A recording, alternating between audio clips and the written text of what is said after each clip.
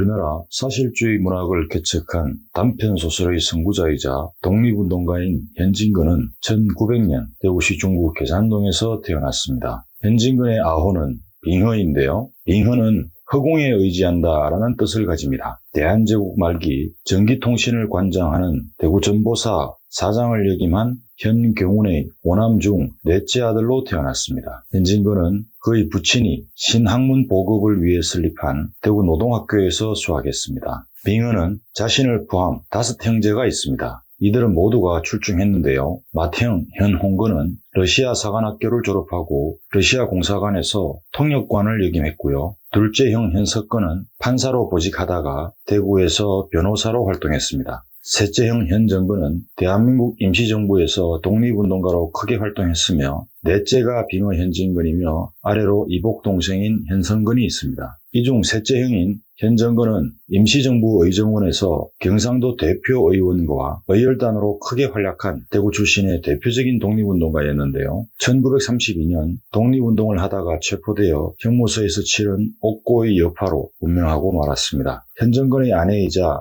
현진건의 형수인 윤덕경도 남편 없이는 아무래도 살 수가 없다. 죽은 몸이라도 현정건 옆에 같이 묻어달라며 자결하고 현정건의 뒤를 따랐다고 합니다. 묘한 일은 현진건의 아내 이순덕도 현진건이 운명하자 1년 만에 고향 대구에서 남편을 따라 세상을 떠고 말았다는 것입니다. 현진건은 청소년기였던 1917년에 백기만, 이상화, 이상정 등과 함께 프린트판 동인지 거화를 발간했는데요. 이 거화는 비록 습작 형태의 동인지이지만 한국문학 동인지의 중요한 씨앗으로 평가받고 있습니다. 거화 동인활동을 같이 했던 빙허와 상하는 후에 낭만주의를 대표하면서 한국문단을 함께 개척한 인물이 되었습니다. 1920년 개벽을 통해 문필활동을 시작한 빙허 현진건은 1921년 민철을 통해 문단에서 큰 주목을 받았습니다. 현진건은 이상화, 나도향, 박종화, 홍사용 등과 같이 당시 낭만주의를 대표하는 백조 동인으로 활발히 활동했는데요. 이 중 민족시인 이상화와는 중마고우였고요. 사돈관계이기도 했던 월탄 박종화는 대야사극, 용의 눈물과 여인천하 등의 원작을 집필한 역사소설가입니다. 이후 술권하는 사회, 운수 좋은 날, 비사감과 러브레터, 고향, 무영탑 등 20여 편의 단편소설과 7편의 중장편 소설을 발표했는데요. 현진건은 이러한 작품을 발표하면서 한국 사실주의 단편소설의 기틀을 다졌다는 평가를 받았는데요. 한국 단편소설의 아버지로 평가받으면서 조선의 안톤 체호프, 한국의 모파상 등으로 불렸습니다. 동아일보사 사회부장으로 재직 당시 1936년 베를린 올림픽 마라톤에서 우승해서 월계관을 쓰고 단상에 오른 손기정의 가슴 부분에 박힌 일장기를 지운 주역이었습니다. 금메달을 딴 손기정 선수의 사진을 게재하면서 유니폼에 그려진 일장기를 지운 것입니다.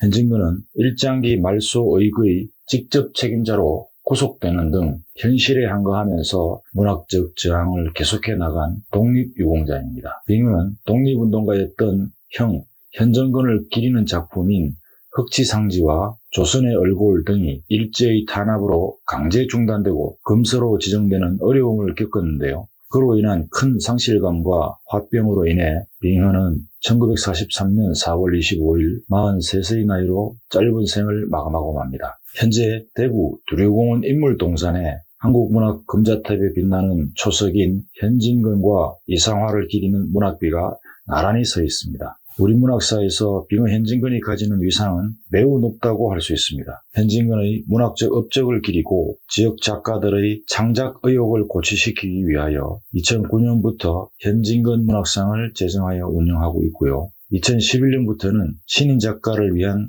등용문의 일환으로 현진건 신인문학상을 제정하여 시상하고 있습니다.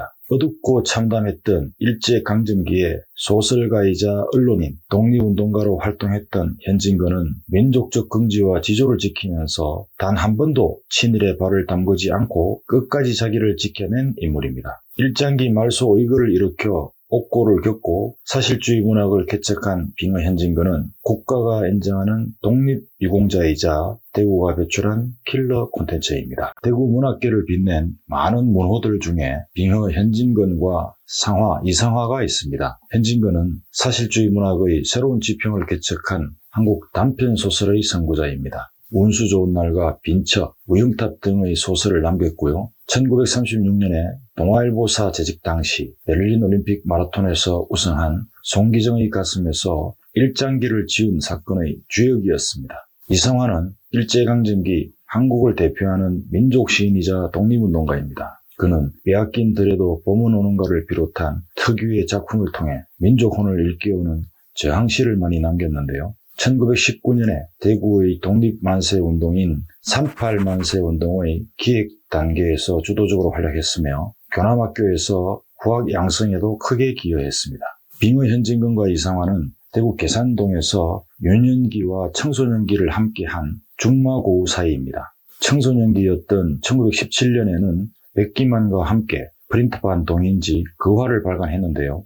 이 거화는 비록 습자 형태의 동인지이지만 한국문학 동인지의 중요한 씨앗으로 평가받고 있습니다. 거화 동인 활동을 같이 했던 현진근과 이상화는 후에 낭만주의를 대표하면서 한국 문단을 함께 개척한 인물이 되었습니다. 현진근과 이상화 두 문호는 문학활동 외에 언론활동을 했다는 공통점이 있습니다. 현진근은 시대일보에 이어 동아일보 기자로 활동했고요. 이상화는 조선일보 경북 총국을 경영했습니다. 그리고 빙의와 상하의 형제들도 대단한 인물이라는 공통점이 있습니다. 빙의의 형 현정근과 상하의 형 이상정은 중국 임시정부 등에서 크게 활약한 대구의 대표적인 독립운동가입니다. 일제강점기와 같은 오욕이 만연한 시대에 많은 예술인들이 개인의 영달을 위해 변절하면서 친일 이력에서 자유롭지 못한 경우가 많았습니다. 그럼에도 불구하고 빙의 현진근과 상하 이상화 이 두 위대한 문호는 민족적 긍지와 지조를 지키면서 단 한 번도 친일에 발을 담그지 않고 끝까지 자기를 지켜낸 인물들인데요. 부조리한 시대와 타협하지 않은 문인활동뿐만 아니라 독립운동으로 저항을 실천한 인물로 그 민족 정기와 문학 정신은 높이 평가받고 있습니다. 이 두 사람의 기이한 인연은 여기서 그치지 않습니다. 살아서 다정한 부시자 문우였던 두 사람은 약속이나 한 듯 운명한 날도 같은 날이었습니다. 바로 1943년 4월 25일이었는데요. 현진근은 서울에서, 이상화는 대구 계산동 고택에서 같은 날 운명하게 된 것입니다. 4월 23일은 유네스코에서 지정한 세계 책의 날입니다. 세계 책의 날은 세계적으로 위대한 작가인 돈키호테의 세르반테스와 로미오와 줄리엣의 셰익스피어가 동시에 사망한 날을 기리고자 유네스코가 지정했습니다. 같은 날 세상을 떠난 대작가들을 기리는 숭고한 의미가 담겨 있는 것입니다. 세계 책의 날이 되면 교육부를 비롯 시도교육청, 각급 학교, 도서관과 평생교육원 등에서 기념행사를 진행합니다. 하루에 걸쳐 하는 행사여서 그런지 실질적으로 시민들이 좋은 프로그램을 모르고 넘어가는 경우가 많은 것 같습니다. 다시 말씀드리지만 4월 25일은 대구가 낳은 위대한 문호인 빙의 현진근과 상하 이상화가 운명한 날입니다. 세계 책의 날인 4월 23일부터 4월 25일까지를 가칭 대구 책사랑 주간 혹은 대구 책주간으로 지정해서 세계적 대작가와 우리의 위대한 문호를 함께 기리는 행사를 알차게 구성한다면 시민, 특히 청소년들에게 좀 더 수월하고 의미 있게 다가갈 수 있을 것입니다. 살아서 다정한 친구였을 뿐 아니라 죽고 나서도 문학비가 같은 공간에 조성되어 있는데요. 현재 한국문학 금자탑의 빛나는 초석인 두 분을 기리는 문학비가 대구 두류공원 인물동산에 나란히 서 있습니다.